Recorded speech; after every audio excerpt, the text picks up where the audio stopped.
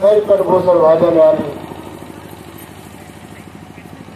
सब घर भोजन दिलवाली माता का कही है न सीधे तुम साधुओं का वेश धारण कर लो तो लक्ष्मण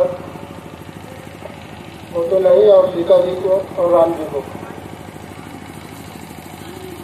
लक्ष्मण जी कई लोग इस पर शंका व्यक्त करते हैं